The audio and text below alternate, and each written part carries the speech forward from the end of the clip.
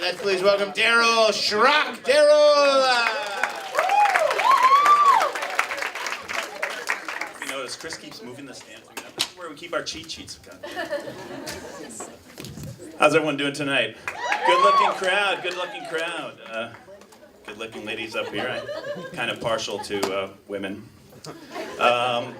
It's funny, I've been married a while, and you talk with your friends about declining sex life and stuff. I have a friend, his name, I'll call him Norm, because his real name is Harold. And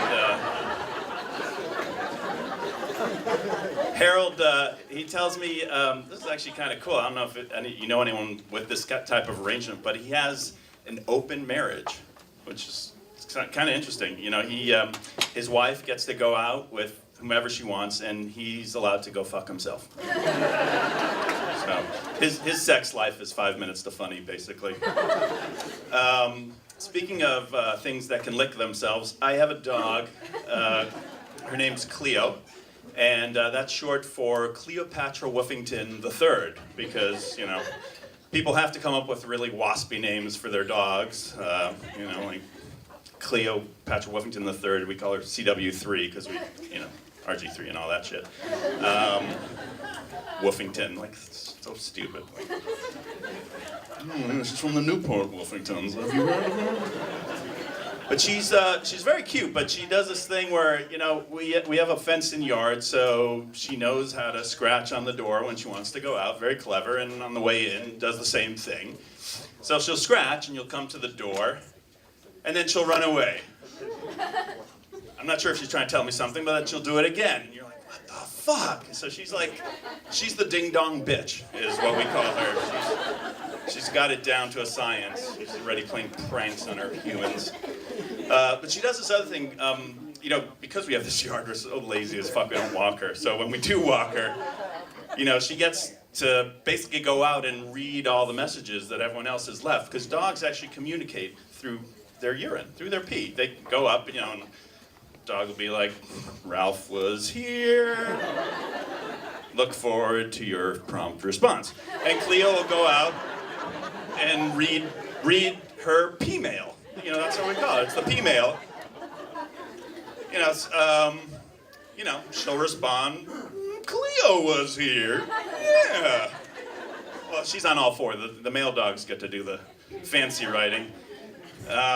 Sometimes if she's really pissed off, she'll leave an attachment with the pee mail too.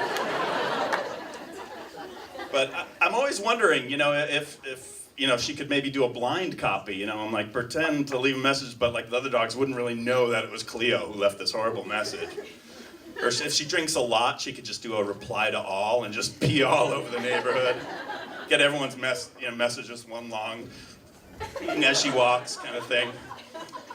But, they say they understand what the messages are, but all I can think of is, what could they possibly say other than, my owner gave me asparagus last night? Like, what's in that message?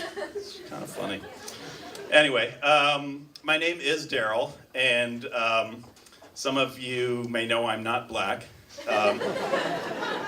Growing up, I grew up in Chicago in went to a very diverse high school, and I was the only white Darryl. So it was kind of funny in attendance because, the teacher would say, someone's ahead of me here. You must have been in the class. The teacher would call out the names and say, okay, Mary, and that was obviously the Catholic girl in the plaid skirt who was from Uganda. And then there was Shaniqua, and that was the Chinese girl who sat next to me. And then she'd call out Darryl, look right past me to anyone who was African American. Darryl, I'm like, it's me, I'm the guy. It came to be that I became known as White Darryl. There were like 4 other guys in my class named Darryl, and I was White Darryl. Your teacher calling you White Darryl and taking attendance just to differentiate.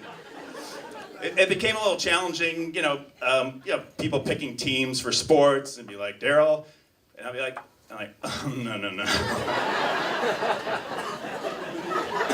Be about 4 or 5 Darryls in before they get to the, I guess I'll take White Darryl. I thought I was good, too. So the real point when I took the cake is parent conferences when the teacher would refer to my parents as White Peter and White Pam. The ironic thing about all this is that I'm actually African American. I was born in Johannesburg, South Africa. Not a fun place to be from in the 80s, but and so I grew up having to deal with all these indignities of racism from the man. And it was terrible. I'd walk through a convenience store and the clerk would totally ignore me. You'll get it. DC cabs would just pick me up. I mean, just horrible indignities that I went through.